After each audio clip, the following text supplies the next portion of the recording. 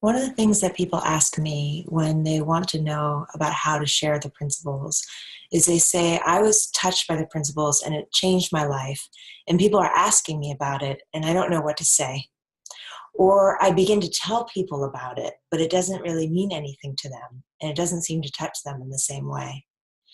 So, one of the reasons I wanted to create a school around teaching and training people and sharing the principles is because so often what happens is when you're ready to share, when you're thinking about sharing, you go to your ideas about that.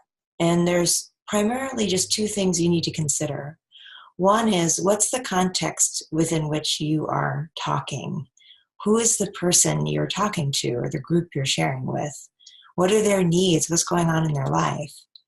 And two, you really don't want to share the principles. You want to share your understanding.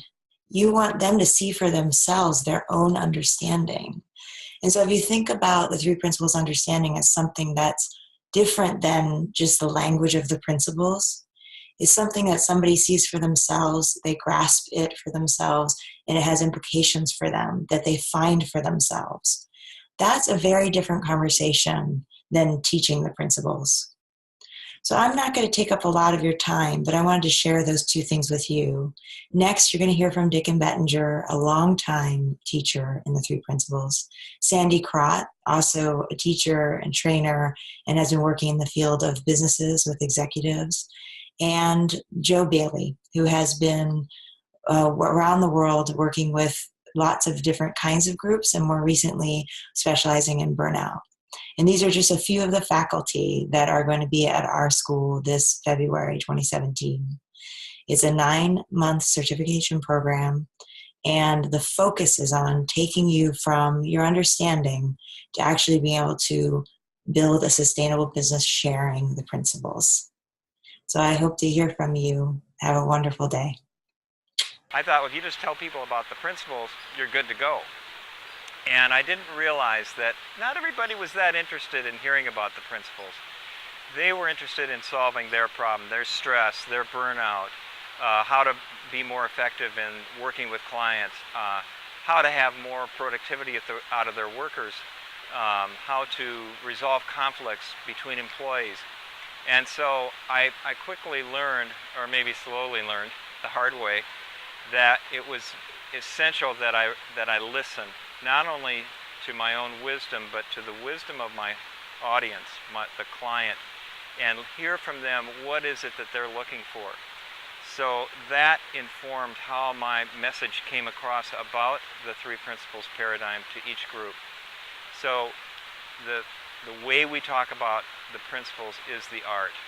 If there was one thing that I would want practitioners to understand, it's the stance, if you will, the power of the stance, of being in service when you're sharing or when you're teaching the principles, and to be mindful of who you're talking to and what people need and where people are at and how to reach them in a way that is relevant and respectful to them.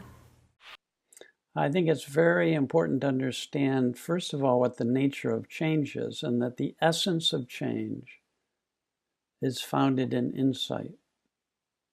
Or you could say shifts within you or within a person that allows them to bring more love and understanding into the world.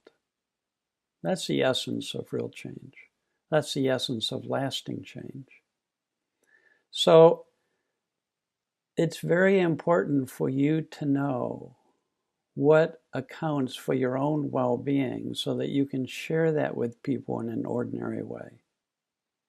It's very important to learn what it means to look within yourself